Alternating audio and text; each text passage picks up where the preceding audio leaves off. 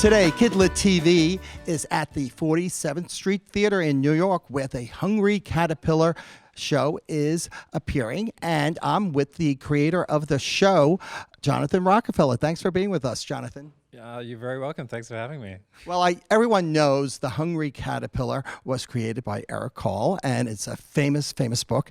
And you have done something with that book. So what exactly is the show about?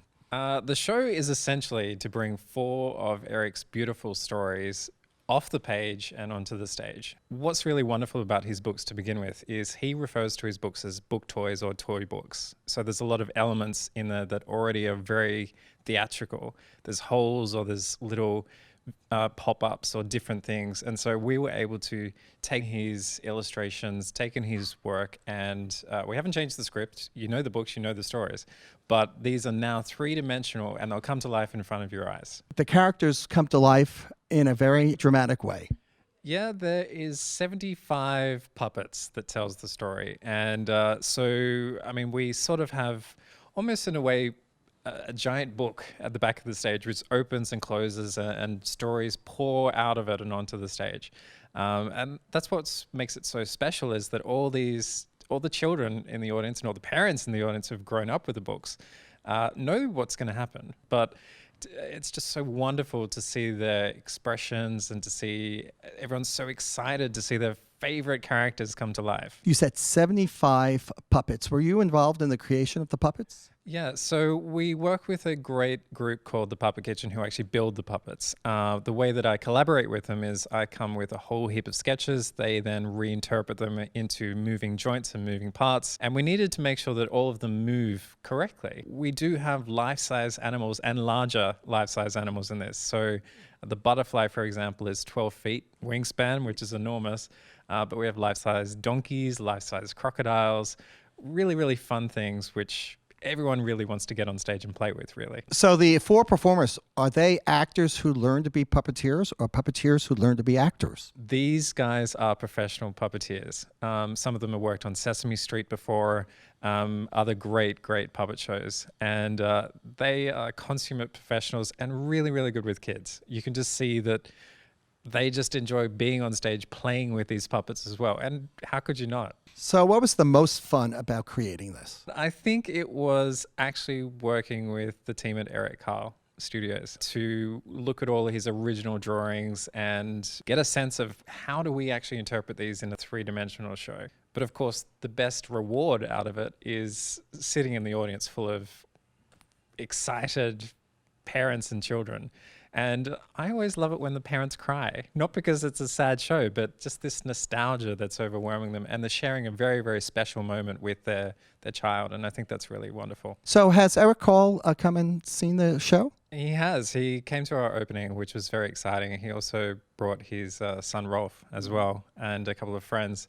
And as far as I know, because he hasn't told me otherwise, he really, really enjoyed it. You have a film based on an Eric Carle book. Yeah, we have made 10 Little Rubber Ducks, which is currently in the festival circuit. I mean, his work is so incredibly intrinsic and beautiful and iconic.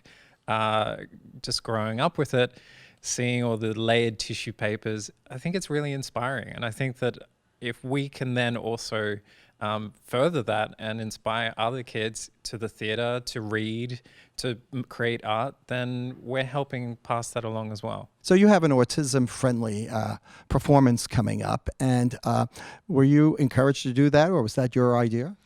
We opened the show a year ago in Australia, and it's something that we have really, really wholeheartedly embraced to make sure that, just like the books, that the theatre is as accessible to as a wider range as people as possible.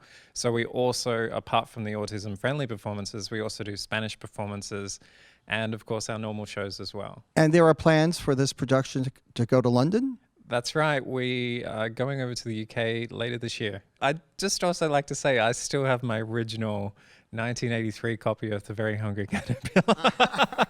So I am one of those people who have held on to it as well. And you probably had Eric Carle sign that. He has signed it, yes.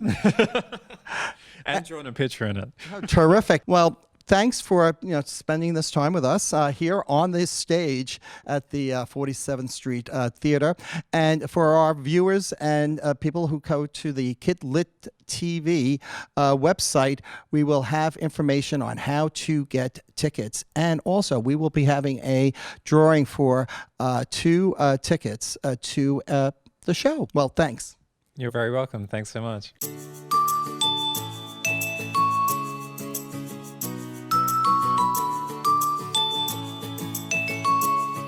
Where's Walrus and Penguin? And those are the only 4 words in the entire book. And I just said them, didn't I? You did. That's it. We're done. No, we're going to read the book. I think it has broad appeal, so we went to Mike and asked if we could develop a doll. And Mike said, Yes. 1,000 times yes.